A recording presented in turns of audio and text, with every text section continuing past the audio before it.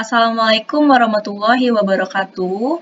Perkenalkan, nama saya Dita Anggriani dengan NIM 312222065.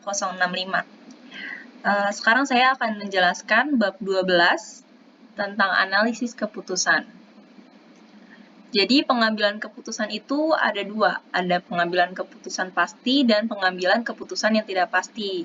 Nah, untuk pengambilan keputusan pasti itu udah kita pelajarin di bab-bab sebelumnya. Itu ada pemrograman linier, pemrograman non-linier, manajemen proyek. Nah, ciri-cirinya itu memiliki variabel yang jelas. Lalu gimana nih kalau variabelnya belum jelas itu atau tidak pasti? Jadi pengambilan keputusan tidak pasti itu ada dua cara, ada tanpa probabilitas dan dengan probabilitas. Sebelum kita masuk ke materinya, outline materi analisis keputusan yang tidak pasti itu ada 3. Yang pertama, komponen-komponen pengambilan keputusan tidak pasti. Yang kedua, pengambilan keputusan tanpa probabilitas. Dan yang ketiga, pengambilan keputusan dengan probabilitas. Langsung aja, kita yang masuk yang pertama. Yang pertama itu komponen-komponen pengambilan keputusan tidak pasti. Ini ada 2, ada keadaan alamiah atau stage of nature, dan tabel hasil atau payoff tables. Misalkan, kalian bingung nih mau bawa payung atau mau hujan, sedangkan cuacanya itu kita tidak bisa nentuin kan cuaca hari ini kayak gimana. Sedangkan cuaca itu ada 2 kemungkinan, cuacanya bakal cerah atau cuacanya bakal hujan. Nah, buat kita tahu nih, nanti kalau kita ambil keputusan ini bakal kayak gimana ya, kita bisa di organisasi pakai tabel hasil atau payoff tables. Tabel hasil adalah cara untuk mengorganisasi suatu situasi keputusan, termasuk hasil dari keputusan yang berbeda, dengan adanya beragam keadaan alamiah. Ini tabelnya seperti ini. Nanti tinggal dimasukin aja. Keputusan 1 dimasukin sini, bawa payung. Keputusan 2, sini bawa botol. Dan keadaan alamiahnya, cuaca cerah atau cuaca hujan. Nanti hasilnya bisa ditaruh di sini. Lanjut lagi ke materi selanjutnya. Itu pengambilan keputusan tanpa probabilitas. Contohnya ya, contoh soalnya. Seorang investor akan membeli salah satu dari 3 jenis real estate. Investor harus memutuskan antara bangunan apartemen, kantor, dan gudang. Keadaan alamiah di masa depan yang akan menentukan berapa banyak laba yang akan didapatkan investor adalah keadaan ekonomi baik dan keadaan ekonomi buruk. Ini tabelnya. Nah, untuk kriteria pengambilan keputusan tanpa probabilitas itu ada 5 cara. Ada kriteria maximax, kriteria maximin, kriteria minimax regret, kriteria Hurwitz, dan kriteria kemungkinan setara. Kita langsung aja ke yang pertama, kriteria maximax dan maximin selanjutnya. Ini soalnya, kriteria maximax itu cara untuk menghasilkan hasil maksimum dari yang maksimum, atau hasil yang terbaik dari kasus yang terbaik. Ini sifatnya sangat optimistik. Gimana cara ngambil keputusannya? Kita cari yang kasus terbaiknya itu kan kondisi ekonomi baik. Cari yang paling bagus dari sini, dari yang kondisi ekonomi baik. 50.000, 100.000, atau 30.000. Tentu aja yang 100.000 ya. Berarti keputusannya itu, kita langsung tulis aja. 100.000. Berarti keputusannya adalah bangunan kantor. Nah, untuk kriteria maksimum itu adalah menghasilkan hasil maksimum dari yang minimum, terbaik dari kasus terburuk. Kasus terburuknya itu kan kondisi ekonomi buruk. Cari yang terbaik dari sini. 30.000 minus 40.000 sama 10.000, yang terbaik tentu aja yang 30.000 ya. Langsung ditulis aja. 30.000. Keputusannya adalah membeli bangunan apartemen. Bangunan apartemen. Ini udah selesai, maximax sama maximin. Kita lanjut lagi ke kriteria minimax regret. Kriteria minimax regret itu meminimalkan penyesalan maksimum. Para pengambil keputusan mencoba menghindari penyesalan terbesar dengan memilih alternatif keputusan yang meminimalkan penyesalan maksimum. Ini soalnya yang tadi, caranya itu kita bakal bikin tabel baru nih. Tabelnya ada di sini, nanti kita isi. Yang pertama itu pilih yang terbesar dari kondisi ekonomi baik. Itu kan ada 100.000 ya berarti. Kalau dari ekonomi terburuk itu 30.000. Nah, cara bikinnya itu dari yang di sini nih 100.000 dikurangin tabel yang aslinya. Berarti 100.000 dikurangin 50.000 itu kan 50.000. Langsung ditulis aja. 50.000. Nah, 100.000 dikurang 100.000 berarti 0. Gitu lagi. 100.000 dikurang 30.000 itu 70.000. Untuk kondisi ekonomi buruknya itu yang paling besar 30.000, berarti jadi patokannya itu 30.000 dikurang 30.000 berarti 0. Terus 30.000 dikurang minus 40.000. 30.000 dikurang minus 40.000 berarti jadi 30.000 tambah 40.000 itu 70.000. Nah, 30.000 dikurang 10.000 itu 20.000. Nah, dari kondisi ekonomi baik dan terburuk, kita cari yang penyesalan terbesarnya tuh yang mana? Dari 50.000 sama 0 berarti kan yang besar itu 50.000. 0 sama 70.000 tentu aja yang terbesar itu 70.000. 70.000 sama 20.000 itu 70.000 yang paling besar. Nah, dari maksimal regrets ini kita cari yang terkecil karena kan kita mau carinya yang meminimalkan penyesalan maksimum. Ini penyesalan maksimal dari setiap keputusan. Berarti kita cari yang paling kecil. 50.000, 70.000 sama 70.000 yang paling kecil tuh 50.000. Berarti keputusan minimax regret itu di 50.000. Keputusannya ada di bangunan apartemen. Bangunan apartemen. Gitu, sudah selesai. Kita lanjut lagi ke kriteria Harwich. Kriteria Harwich adalah kompromi antara kriteria maksimal dan maksimin. Diberi alfa atau bobot koefisien optimisme. Alfa adalah ukuran optimisme para pembuat suatu keputusan itu. Nah, kriteria Harwich mengalihkan hasil terbaik dengan alfa dan hasil terburuk dengan 1 min alfa untuk setiap keputusan. Dan yang dipilih itu hasil yang terbaik. Alfanya itu udah ditentukan 0,4. Jadi 1 min alfa sama dengan 1 min 0,4, hasilnya itu 0,6. Berarti nanti kita kaliin kondisi ekonomi baik dengan 0,4 dan kondisi ekonomi buruk dengan 0,6. Kita langsung kerjain aja. Bangunan apartemen itu kan 50.000 dikali 0,4. Nah, ditambah 30.000 dikali 0,6. Hasilnya itu, kita hitung dulu. Hasilnya itu udah didapatkan 38.000. 38.000. Biar rapi. Lanjut lagi ke bawahnya, 100.000 dikali 0,4. Terus ditambah minus 40.000. Berarti dikurang aja. Dikurang 40.000 dikali 0,6. Kita udah dapat hasilnya itu 16.000. 16.000. Ini ganti koma aja kali ya.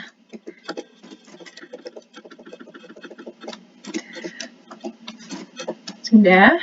Yang terakhir itu gudang 30.000 dikali 0,4 ditambah 10.000 kali 0,6. Kita udah dapat hasilnya itu 18.000. Nah, berarti keputusan, kita tulis dulu di sini. Keputusan Harwich warna biru itu kita pilih dari bobot yang paling maksimum 38.000, 16.000 sama 18.000. Yang paling maksimum itu 38.000.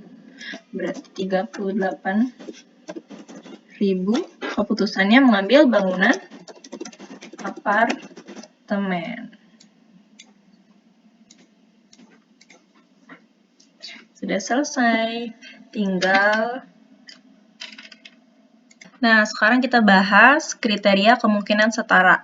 Caranya itu dengan mengalihkan hasil keputusan untuk setiap keadaan alamiah dengan bobot yang setara. Misalkan ini keadaan alamiahnya ada 2, berarti 1 dibagi 2 itu kan 0,5, berarti bobotnya 0,5, ini juga 0,5. 50.000 dikali 0,5 ditambah 30.000 dikali 0,5, kayak gitu. Atau menurutku ada cara yang lebih mudah, itu caranya tinggal dijumlahin terus dibagi sama jumlah keadaan alamiahnya ada berapa. Berarti kita pakai cara yang itu aja ya. 50.000 ditambah 30.000 itu kan 80.000. Dibagi keadaan alamiahnya ada 2, berarti dibagi 2.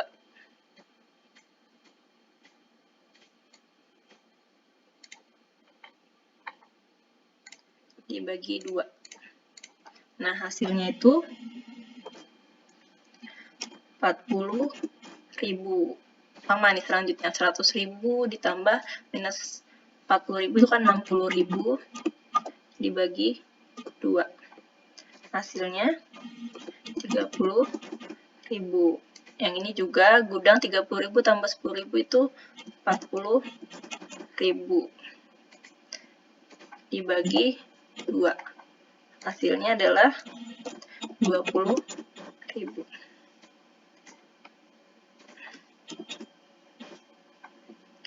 Kita rapihin dulu. Nah, kayak gini. Dari nilai-nilai yang kita udah dapat, itu cari yang bobotnya paling besar.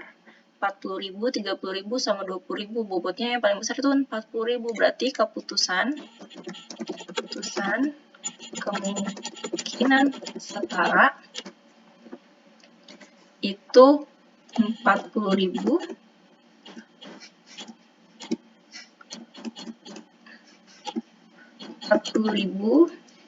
keputusannya adalah bangunan apartemen. Ini biar rapi, kita rapiin dulu. Nah, ini keputusannya. Nah, setelah semua kriteria sudah dikerjakan, kita bikin rangkuman hasil keputusan. Keputusan yang dominan adalah keputusan yang mempunyai hasil lebih baik dibandingkan keputusan lainnya di bawah setiap keadaan alamiah. Jadi kita cari keputusan apa yang paling banyak dari 5 kriteria ini. Bangunan kantor, apartemen, apartemen, apartemen, apartemen. Berarti kan 4:1 ya, berarti keputusan dominannya adalah bangunan apartemen. Sudah jadi. Lanjut lagi ke materi yang ketiga, ada pengambilan keputusan dengan probabilitas. Kriteria pengambilan keputusan dengan probabilitas itu ada nilai yang diharapkan atau expected value, atau bisa disebut dengan EV, kerugian peluang yang diharapkan atau EOL, nilai yang diharapkan dari informasi sempurna atau EVPI, dan yang terakhir adalah pohon keputusan. Yang pertama itu ada nilai yang diharapkan atau expected value atau EV. Dihitung dengan mengalihkan setiap hasil keputusan di bawah setiap keadaan alamiah dengan probabilitas terjadinya. Ini kita pakai contoh soal yang tadi, yang mau memutuskan untuk membeli bangunan apartemen, kantor, atau gudang. Masih sama soalnya, caranya itu dengan mengalihkan semua nilai dengan nilai probabilitas. Jadi di soalnya itu udah ada nilai probabilitasnya itu kondisi ekonomi baik 0,6 dan kondisi ekonomi buruk 0,4. Ini cara ngitungnya 50.000 dikali 0,6 ditambah 30.000 dikali 0,4 itu hasilnya udah aku hitung 42.000. Nah, untuk 100.000 dikali 0,6 dikurang 40.000 dikali 0,4 itu hasilnya 44.000. Kalau untuk gudang 30.000 dikali 0,6 ditambah 10.000 dikali 0,4 itu hasilnya 22.000. Nah, dari nilai expected value ini kita cari yang tertinggi, itu 44.000. 44.000 keputusannya adalah bangunan kantor. Lanjut lagi. Ini kerugian peluang yang diharapkan atau expected opportunity loss atau EOL. Nilai penyesalan yang diharapkan untuk setiap keputusan. Penyelesaiannya diawali dengan minimax regret. Ini pakai cara yang tadi. Jadi ini soalnya, terus kita pilih nih dari sini yang besar yang mana, itu kan 100.000. Ya kan, di kondisi ekonomi baik. Dan di kondisi ekonomi buruk itu ada 30.000. 100.000 itu jadi patokan buat pengurangan di sini. 100.000 dikurang 50.000 jadi 50.000. 100.000 kurang 100.000 0. 100.000 kurang 30.000 70.000. Yang ini sama 30 kurang 30.000 0. 30.000 dikurang minus 40.000 itu 70.000. 30.000 dikurang 10.000 itu 20.000.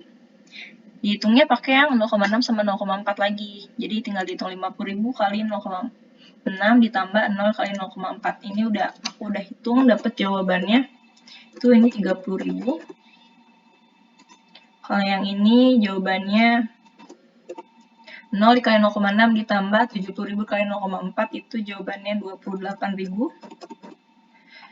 Yang terakhir 70.000 dikali 0,6 ditambah 20.000 dikali 0,4 itu jawabannya 50.000. Karena ini kan kerugian, jadi kita ambilnya nilai yang paling kecil itu 28.000 ya. 28.000, jadi keputusannya itu ambil bangunan kantor. Bangunan kantor. Oke. Lanjut lagi. Nilai yang diharapkan dari informasi sempurna atau expected value of perfect information atau EVPI. Ini pakai tabel yang ini. Caranya itu cari nilai yang tertinggi dari kondisi ekonomi baik 100.000 dikali 0,6 ditambah nilai ini itu dari nilai yang terbaik dari kondisi ekonomi buruk itu 30.000 dikali 0,4. Udah dapet jawabannya itu 72.000. Nah, nilai yang diharapkan tanpa informasi sempurna itu dari, ini tetap nilai yang terbaik dari kondisi ekonomi baik, tapi yang di sininya itu pakai nilai yang terburuk. Jadi minus 40.000. 100.000 dikali 0,6 dikurang 40.000 dikali 0,4 itu jawabannya 44.000. Nah, IFPI itu selisih dari nilai dengan informasi sempurna dikurang tanpa informasi sempurna. Berarti 72.000 dikurang 44.000. Itu hasilnya. Langsung aja 28.000. Jadi nilai FP-nya kayak gini. 28.000. Lanjut lagi. Yang terakhir ada pohon keputusan atau decision tree. Ini adalah sebuah diagram yang terdiri atas noda probabilitas lingkaran, dan cabang yang mewakili alternatif keputusan. Ini cara buatnya dari mana? Pakai tabel yang dari awal, yang dari soal, sama nilai expected value. Jadi setiap keputusan ini ditulis di sini. Bangunan apartemen, kantor, gudang. Nah, untuk cabang-cabangnya itu dari nilai di sini. Ini kan apartemen itu kan 50.000 sama 30.000 dimasukin di sini, di sini. Nah, Nah, nilai expected value dari bangunan apartemen itu kan 42.000 dimasukin di sini. Sama, selanjutnya juga sama 100.000 minus 40.000, nilai EV-nya 44.000. Untuk gudang 30.000 sama 10.000. Nilai expected value-nya 22.000. Nah, untuk yang kotak ini tuh melambangkan keputusan akhir yang akan dipilih. Seperti itu. Sekian penjelasan dari saya. Wassalamualaikum warahmatullahi wabarakatuh. Mohon maaf apabila ada kurangnya ya.